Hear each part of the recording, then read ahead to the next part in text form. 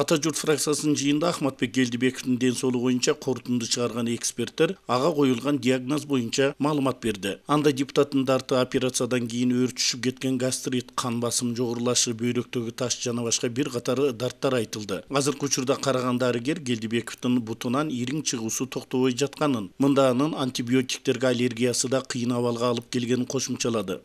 Мына азыр сиздерде жатат, тиги Алмаз Анарбекович. Абалы кандай азыр? 3 жолу коленный сустав пункция болду. Бул жерде заключениясы турат, аяктан золотистый стафилококк деген чыгып атат да. Золотистый стафилококк, анан кийин бир жолу ранадан мазок алганда дагы золотистый стафилококк чыкты. Бул деген послеоперационный периодта биз полноценный дарылай албай калдык да. Себеби көптөгөн антибиотиктерге аллергиясы болуп, анан кийин синовитти дарылаш үчүн нестероидный противовоспалительный препарат деген дарыны куюш керек эле. Аны өзүңүздөр билесиздер, биринчи операциядан кийин биз бир укол салганда реакция берип, аны атмен кылганбыз. Бул момундай убакта синовитти бул базовый лечение деп коет да. Ошону полноценно жүргүзө албагандыктан ушундай синовит болуп атат. Азыркы кезде ушул убакка чейин явление синовита до сих пор сохраняется. Полностью купироваться этелик. Өзүңүздөр көрдүңүздөр, оң бутунда дагы деле синовиальный жидкость выпад бар. Биз пункция кылып, ал жака гормондорду вводить этип атабыз. Бирок мындай операция кыла турган фон дайын болу элек. Ошон үчүн бизде кармалып дарыланып атат. Депутаттар Келдибековдун ишин аны үй камагына чыгарып иликтөө жүргүзүүгө болот беле деп кызыгышты. Башкы прокурордун орун басары Темирбек Бекмамат уулу прокуратура эксперттик комиссиянын эгер иликтөө медициналык мекемеде физикалык оордук келтирүүсүз өткөрүлсө мүмкүн деген жыйынтыгына таянып жатканын, жана ага карата коюлган айыптын оордугунан улам өзгөртүүгө болбой тургандыгын билдирди. Мына заключение копиясы адвокат жеткирди да сиздерге. Бул жерде конкретно турат да, мына тоғызда. Может ли Келдибеков при наличии у него заболевания, уже перенесенных 3 и еще предстоящих операций, находиться вне лечебного учреждения, а именно содержаться под стражей? Невозможно деп категорично турат заключение. Да. Состояние здоровья не позволяет в дальнейшем содерживать под стражей депче. Бул качан жеттеле сиздерге? Бул бизге мартта эле келген. Жыйынтыгы. Бул жерде бир айтып кетиш керек, Курмантай Абдиевич. Бу жерде невозможно содержание гражданина Келдибекова под стражей вне лечебного учреждения деп атат. Биз буга байланыштуу мына декабрдан баштап биринчиден национальный госпитальга, кийин мына Бишкекский научно-исследовательский центр терапии ортопедияга которулган. Ошого байланыштуу биз баягы атайын мекемеге которулганга байланыштуу бу жерде эч кандай тоскоолдук болбош керек дейм. Расхождение жок. Лечебный учреждениеде кармалып атат азыр. Анын эч кандай укугу тебеленген жок. Тем более мына биз врачтар менен бул корутундуну алгандан кийин эксперттик топту бардыгын суракка алдык. Биздин тергөөтө. Булар айтып атат, показаниялары бар бардыгын. Если следственные действия с участием Келдибекова будут проводиться непосредственно в медицинском учреждении, и они не предусматривают физической нагрузки, то в этом случае проведение следственных действий с участием Келдибекова возможно. Следствие сейчас, в настоящий момент, не предполагает совершение с ним активных действий, которые могут там повлечь за собой физические нагрузки. Практически с 30 января с ним активных действий не проводилось. У нас была необходимость только предъявления обвинения и ознакомления с материалами уголовного дела. В настоящее время адвокаты ознакомливаются, сам обвиняемый Келдибеков, Ахматбек Келдибекович, по различным поводам, под различными предлогами отказывается от ознакомления. Его состояние здоровья не позволяет провести следственные действия, депче. А тергөөнүн кызыкчылыгы үчүн деле бул пунктты деле карасак болмок деген ой туулат да. Бул биринчи, дагы бир суроо. Тигил же бул учрежденияга жиберип аттык керегинче деп. Но когда человек под стражей, рядом охрана, его психическое состояние абсолютно другой эффект. Полноценное лечение никогда не получит и результата не будет. Я ошону карап туруп тем более тергөө амалдары активдүү жүргөн жок деп атасыңар. Негизинен бүтүрдүңөр. Чыгарып койсо болот да үйүнө. Үйүнөн барып дарыланганда такыр башка эффекти болот да. Врачтар, по-моему, менин оюмду подтверждение кылат. Орунун бардыгы нервке байланыштуу деп окутуп келет бизди такайчы.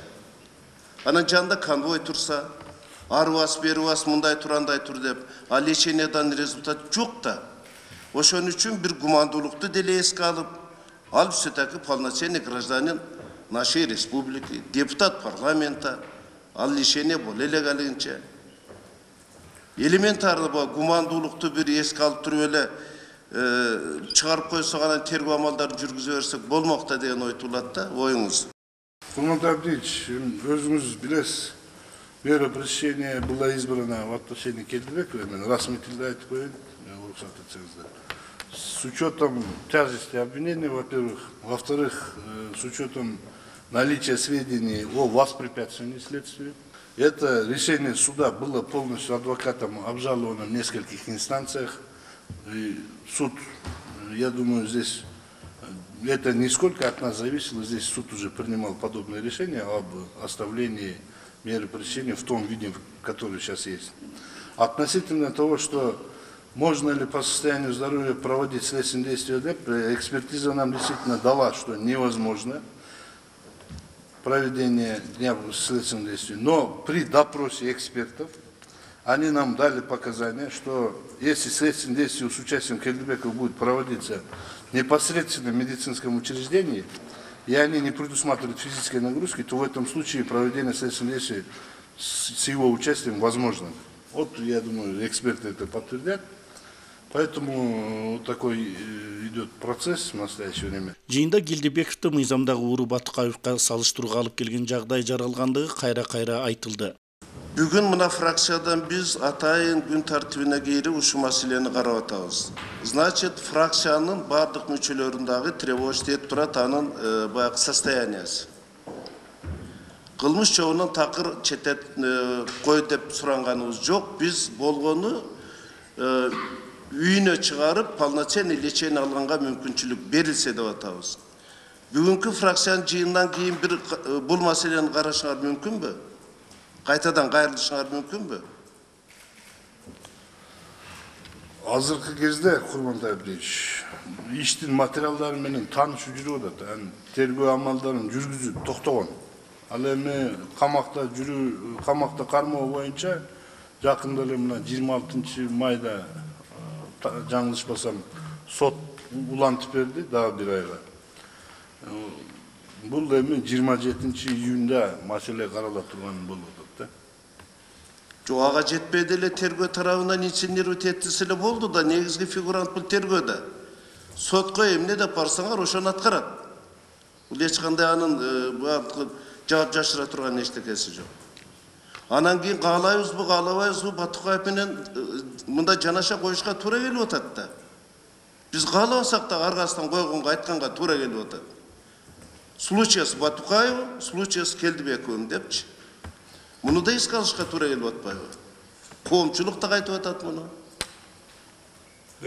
Анан сотко шылтай бергенде болбойт го дейм, негизги тергөөдө. Тергөө азыр барсаңар мына 2 күндөн кийин сот макул этип эле чечип берет. Сотто гумандуулук бар, түшүнөт алар. Ал эми Батукаев эми башка случай болсо керек эми буга байланышпаган. Ал боюнча да биз былтыр эле иш козгоп тергелип жатат. Кечирип коебуз, Темирбек Бекмаматович. Батукаев бул кыргыз элинин бетине жабылган көө. Батукаев кыргыздын намысын тебелеген ошондой нерсе болуп калды. Кыргыздын балдарынын кулагын кесип, мыкаачылык менен өлтүргөн ошол кыргыздын балдарын. Ошондо преступникти башкы прокурор отуруп алып защитага алган. Жогорку кеңештин жыйынында. Анан кантип сиз айтып атасыз? Экөө бири-бири менен байланышпайт деп. Мына биз эмес, эл ушуну байланыштырып атат. Биз эмес, ошол алайдын эли чыгып туруп жолду тосуп, абалы оор болуп атат азыр. Мейли баргыла элге. Элге барып түшүндүргүлө анда башкы прокуратура. Бул Батукаев башка маселе, Келдибеков башка маселе деп биз түшүндүрө албай койдук. Биз жолду аштыра албай койдук. Канча жолу жол тосушту, канча жолу барып аштырдык, башка морально аштыра албайбыз барып туруп. Бул оор маселе болуп калды. Биз бир нерсени унутпашыбыз керек. Урматтуу Абдулла Шерказиевич, Темирбек Бекмаматович, мына күч органдарысыңар. Алайдын эли өзгөчө эл чынында эле. Ар биринин колунда өздөрүнүн да курал жарактары бар. Азыр бир ок атылса, анда последствиясы эмне болот, аны эч ким айта албайт. Ошон үчүн мынабу Алайдагы кырдаал менен Келдибековдун маселеси айкелиш, шайкеш келип атат. Ошондуктан бул ситуациядан чыгалы деп атабыз бүгүн. Ошон үчүн Темирбек Бекмаматович, сиз эми карьерный прокурорсуз.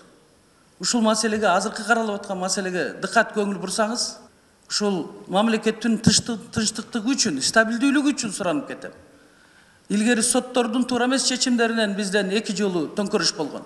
Эми азыр башкы прокуратура тарабынан туура эмес чечимдер болуп, мына ушундай бир кырдаалга келип калбасак, ансыз деле абалы бар.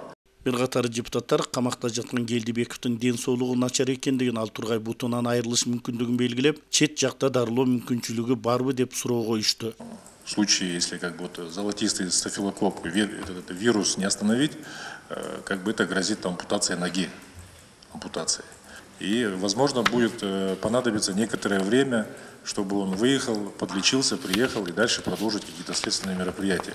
Относительно того, что возможна ампутация, нам медицинская служба, мы назначали экспертизы, несколько раз брали, у меня есть и последний выписной эпикриз, таких данных не представляли. Если будут такие данные представлены, то, я думаю, в соответствии с законом, совместно с ГКНБ здесь возможно принятие решения. Темирбек мырза айтып койсоңуз, сиз азыр айттыңыз, Келдибеков тагылган күнөөлөр боюнча таанышкандан баш тартып атат деп. Ушунун эмне менен байланыштуу, эмнеге баш тартып атат, айта аласызбы? Анын ошо өзүнүн ден соолугунун акыбалына байланыштуу деп айтып атат. Очень печально у меня сложилось впечатление, что куратор этого дела в недостаточной степени владеет информацией о ходе расследования и его результатах. Видимо, следователь недостаточно полно доносит до своего куратора всю информацию о действительном положении дел. Я представляю при таких обстоятельствах, насколько владеет информацией сам генеральный прокурор. Видимо, тоже вся информация не доходит. Но, во-первых, хотелось бы сказать о плановости, так называемой плановости операций в области суставов. Я не понимаю, если человек испытывает физическую боль, какой срок он должен эту боль испытывать, какой план по этой операции должен быть. Боль становится невозможной, специалисты пришли к выводу, что нужно делать операцию. Все предельно просто. О какой плановости говорит заместитель генерального прокурора, мне совершенно непонятно. Второе. Затягивание процесса. Вот уважаемый заместитель здесь высказал претензии в мой адрес, защита затягивает. Но буквально неделю, как мне предоставили возможность, и я сама настояла на этом, чтобы наконец посмотреть, что же следователи, какие доказательства вины собрали в 12 томах уголовного дела. Что касается моего подзащитного, уважаемого Келдибекова, но он не может знакомиться с делом по простой причине. Вот в настоящее время у него обострилось, как выразиться, почечное давление, плюс ко всему. Есть заключение специалистов, приходит следователь, знакомится с историей болезни, там четко написано строгий постельный режим, исключить все посещения, всех посетителей вплоть до адвоката. Я неделю с ним не могу увидеться, мне запретили с ним видеться, мне, адвокату. О каких следственных действиях можно вести речь? Мне непонятно, почему Генеральная прокуратура превратила лечебное учреждение в филиал следственной структуры. Почему они должны, какой нелепый вопрос задается экспертам, а можно с ним следственные действия проводить в больнице? Ну, понятно, элементарно, больница для того, чтобы лечиться, а не для того, чтобы там его допрашивать. Я не понимаю, мы затребовали у главного врача сделали адвокатский запрос, и нам представили информацию о режиме этого лечебного учреждения. Там четко написано, прием посетителей 2 часа в день, с 16 часов до 18 часов. То есть 2 часа в день к Кельдибекову можно заходить, его навещать, в том числе и следователям. Как мыслят следователи, знакомить Кельдибекова с делом, я повторяю, 12 томов, в каждом по 350-400 листов, как он будет знакомиться в эти 2 часа, непонятно. И как можно так смело обвинять, предъявлять особо тяжкие преступления и держать буквально, ну, правильно отметила лидер, что это практически приравнивается к пытке.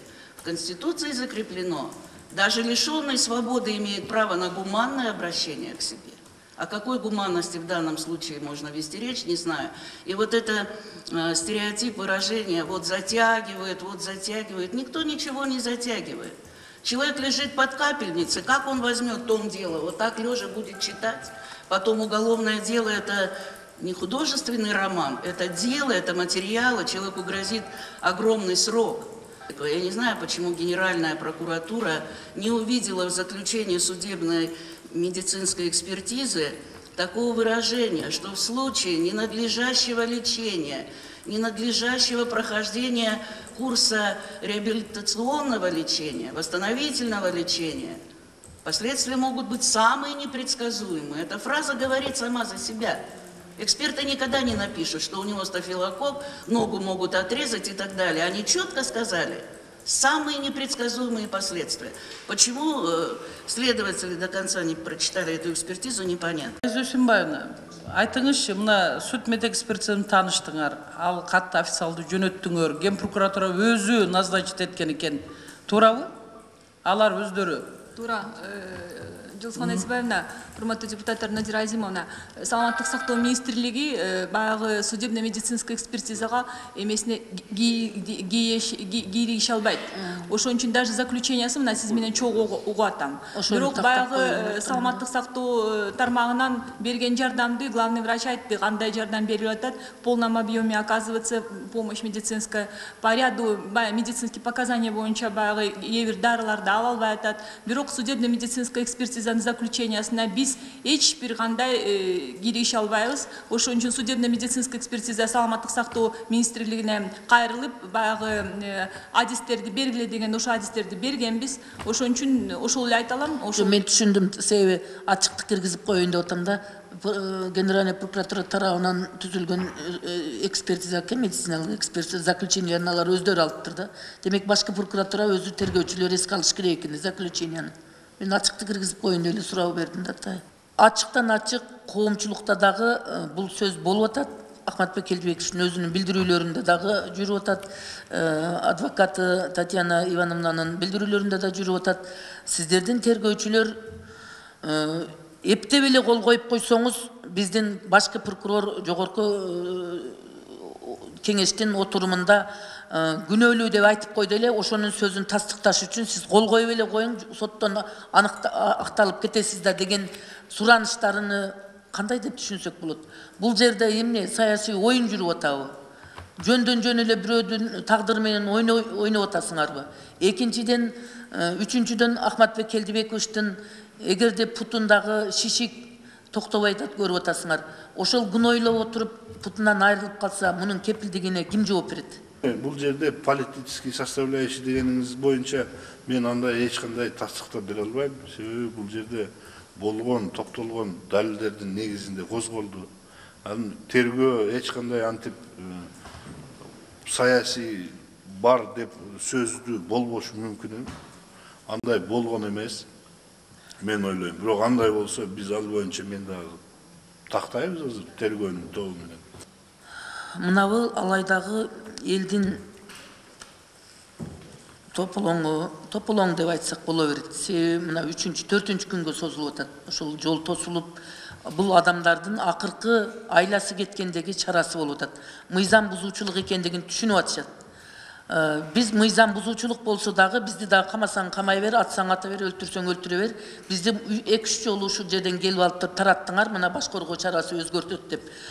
Бирок эми эмне кылсаңар да биз укпайбыз, аягына чейин барабыз деген талап менен мен телефондон сүйлөшүп туруп атам, тынбай звонок кылып атышат. Ошол жерде тургандарчы. Айтылган сөздү алар укпай атат.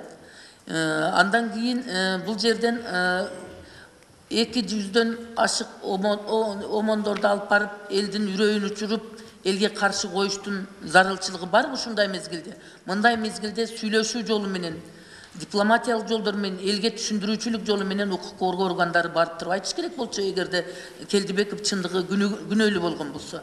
Анан сөзсүз түрдө куралчан адамдарды алып барып туруп коркутуп үркүтүү менен жыйынтык жакшылыкка алып барбайт. Бул акыркы жоопкер тарыхта кара тамга менен жазылган прокуратура болуп калат, эгерде бир нерсе болуп кан төгүлүп кете турган болсо. Ошон үчүн элдерге жооп бергендин жоопкерчилиги башкы прокуратурада калыш керек. Биз ушундай чечимге кошуп коюшубуз керек. Себеби эгерде элдер бир кагылышууга барып кала турган болсо, жоопкерчилик башкы прокуратурада болуш керек. Себеби ушулар жооп берсин. Себеби мыйзам ченемдүү болгон болбогондугун жалпы коомчулукка өздөрү түшүндүрүп бериш керек да. Фракция жыйында алайда кырдаал боюнча да маалыматтар айтылды. Мында ички иштер министри Абдылда Суранчиев 50дей киши турат. Арасында мастар да бар экен. Тартип бузуулар боюнча иш козголор жүрүп жатат деди. 50дей киши турат. 4 босу экөө жолдун ортосунда, экөө жээгинде. Анан кийин 15 протокол түзүлгөн. Азыр биз иш козгоп атабыз. Шоферлордон арыз алып, самоуправство дейт, хулиганство деген бар жерде. Мындай эл менен сүйлөшүп атабыз, жол ачыклап, башка жак менен барып туруп, теги депутат Келдибековдун эмесин чечиш керек, башка жак эмес. Жол буруп, ал метод эмес. Анда деп ошон биз элдер менен сүйлөшүп атабыз. Элдин көбү нааразычылык билдирип атат. Биздин азыркы жанакы переводчиктер мутка болуп атат. Биз мындай эми ал маалымат точно эмес, эгерде мындай санап көрсөк, где-то бир 3 күндүн ортосунда потеря где-то бир 12ден 20 миллион сомго чейин болуп атат. Элдердики көп элдер айылга өтө жактан чоң алайдан ылдый түшө албай, бияктан өтө түшө албай жатат.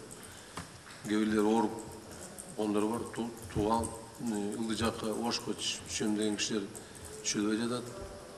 Арасында бири менен дагы мындай согуш болуп атат, мындай ругань да, словесный. Анан биз тараптан ошондой профилактика жүргүзүп атабыз, андан башка элдерди күч салып дегенде мындай эметкен жокпуз. Тиги райцентрде турат милициянын основной күчтөр. Бер жакта болсо жанагы эле участковыйлар, баягы десятканын кызматкерлери, коомчулук, аким, ордун басар, начальник милиция ошолордун эмелери менен жүргүзүп атат. Азыр ошондой ситуация. Мына ушул ситуацияны кантип чечесиңер?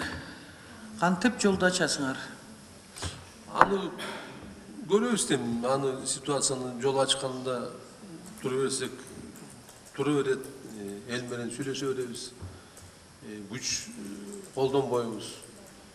Биринчи жолу роводон кызматкерлери барып сүйлөшкөндө бир 40 бала 12 всадник мас экен.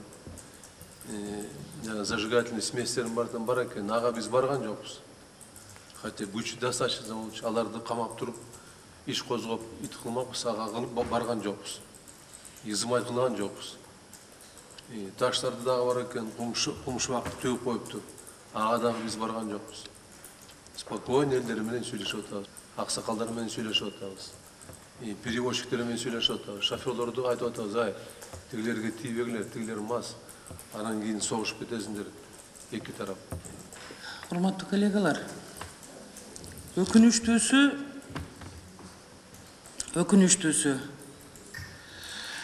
жөнөкөй эл карапайым эл акыйкат, адилет, мыйзамдуулук таппаганда мына ушундай жолго барып атышат. Бул бир эле алайда эмес, бизде локальный ачактар аябай көп, көбөйүп кетти өлкөбүздө. Сарунун элине белгисиз кимдер экенин баары отказ беришкен. Жогорку кеңеште караганда биздин балдар эмес, биз эмес дейт, спецназтын балдары барып уруп, аларды токмоктогон, канчалаган балдар ошончолук көк ала болуп, ГКМнын тиги СИЗОсунда отурушкан. Бүгүнкү күнгө дейин эч ким айта албады. Ошол военный форма кийип, спецназдын балдарындай барып, колу бутун кайрып туруп, ошолорду урганды эч ким айта албайт. Азыр кайрып эле атчандар, арак ичип алыптыр, ана мындай болуптур деген сөздөр угулуп атат да. Алдаш Эргазиевич, ар бир региондун өзүнүн менталитети болот. Алайдын элинин өзгөчөлүгү, тоо калкы, алар бетке айтат, тайманбаган эл келет. Ошондой Чаткал, Талас, Нарын, мындай тоолу, тогуз торолор ошондой эл келишет да. Тоо калкы мына ушундай кыргыз элин сактап, кыргыз элин ички тышкы душмандарынан сактап келген эл. Кыргыз бар эле өзү ошондой, жалпысынан алганда. Ошон үчүн биз 21-чи кылымга сакталып келгенбиз. Эми карап көргүлө. Кырдаал оорлошуп баратканын себеби бир эле Келдибековдо эмес. Социалдык экономикалык абал кичине эмес, жакшы эле ылдыйлап кетти. Тамак аш аябай кымбаттап кетти. Ошол Ошто газдын жоктугу дагы, электричество менен суу дагы чыгат экен.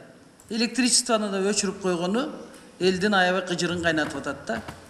Баары бир чоң бир букетке айланып атат.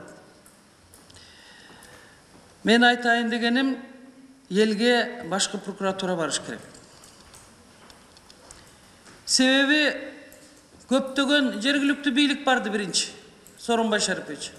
Болду, башкарууга чарасын чечип берет, тарагыла дедиле, эл ишенди губернаторго. Тарап кетишти. Бирок элди алдап койгондой болуп калды да, ал киши дагы, губернатор дагы бул жака звонить этип, ошон үчүн макулдугун алып тургандан кийин элге айтты да. Экинчи жолу жол тоскондо бул айласыздын, безвыходность, потому что уже эл эч кимге ишенбейт. Азыр эл эч кимге ишенбейт. Анан кайрадан барып Бөдө Шаманбаевна барып келди, Мамырова. Да кайрадан Сооронбай Шарипович менен. Элге айтты, болду, үй камагына чыгат экен десе, эл ишенди. Анан кийин бизде ар бир регион өзүнүн кыз жигиттери менен сыймыктанат. Күчтүү атуулдары менен. Кыргыз ошондой тууганчыл эл келет. Ошон үчүн биз мына сакталып келатабыз. Анан вице-спикер барып атса, губернатор барып атса, эл ишенди да. Чыгарат экен. Макул жолду ачалы деп жолду ачты. Анда да чыгарбай койду. Алар күттү эле мына 26 майда бошотот деп. Үй камагына эле суранып атат. Эл кичинекей бир нерсени суранып атат. Батукаевтан кийин азыр бардык нерсени мындай салыштырмалуу жол менен сүйлөп калган эл. Бирок чыгарган жок. Кайрадан шылдыңдагансып, ошондой буттары ириңдеп атса, 27 майга коюп коюшту, июнга коюп коюшту. Андай болбойт. Эгерде биздин фракциядан кайсы бир депутаттар баралы десеңер, мен ойлойм башкы прокуратура тарабынан сөзсүз түрдө башкы прокурор же болбосо чече турган маселени кимчесе ошол барыш керек. Бирок башкы прокурорго бир катуу сөз айтылбай, ал кишиге бир жаман сөз айтылбай, мына ушундай барып элдин алдына жооп бериш керек. Фракция депутаттары эгерде алайдагы абалы начарласа ким жооптуу болот деген маселени да көтөрүштү. Мында Жылдызхан Жолдошова Келдибековдун аргасыз митингге чыккан тарапташтары өкүмсүз өздөрү жазалууга барышы мүмкүндүгүн да билдирди. Мындан улам ал укук коргоо органдары чогулуп, жаралган кырдаалдан чыгуунун жолдорун талкуулаш зарылдыгын кошумчалады. Кандайдыр бир чыр чыгып кетсе, мына мен ачыгын айтайын, мен дайым ачык сүйлөйм. Бир ок атылса, урматтуу ГКМнын, урматтуу Ички иштер министрлигинин министри, бийлик тарабынан бир ок атылса, сөзсүз түрдө адекватно эл тарабынан жооп болот. Себеби ал жерде мергенчилер аябай көп. Ушуну эске алып койгула. Азыр эл айтып атат. Бизди ушундай кыйнай берсеңер дейт. Бир нерсе болсо биздин балдар өлбөйт дейт. Мына мен ачык айтып коеюн. Өлкө башчысынан баштап президенттердин, депутаттардын, дагы башкалардын мына ошондой самосудка барабыз деп атат. Мен ачыгын айтып коеюн, бул мына жөнөкөй элдин сөзү. Башкы прокуратуранын, соттордун, министрлердин деп атат. Биз элибизди ошондой абалга алып келип койдук. Мына ошого жеткирбеш үчүн силер кандай? Мисалы үчүн ГКМБ деген андан тонкий иштеген органда. Мына ушул ситуациядан кантип чыгабыз? Бир чогулушуп отурбайсыңарбы? Генеральный прокурор, ГКМБнын төрагасы, Ички иштер министрлиги, соттун төрайымы бир мындай азыр ушул кырдаал, ушул күч органдардын ачыгын айтайын туура эмес кадамдарынан келип атат. Бул алайдагы эмес, башка маселелер дагы. 6 июнь 2014 жылы апрель окуясы боюнча соттун чечими чыгат. Бекен шейиттери өлкөбүздүн президентин,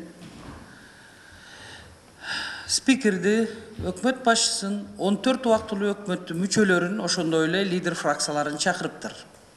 Кимиси барат, кимиси барбайт билбейм. Мына ошол жерде акыйкатсыз, адилетсиз сот тарабынан чечим чыкса, ситуация кандай болуп кетет, аны эч ким айта албайт. Мен муну дагы мына бийлик төбөлдөрүнө эскерте кетейин. Ошентип жыйынтыгына фракция депутаттары Ахматбек Келдибековдун башкаруу чарасы боюнча кайрылуу кабыл алышты.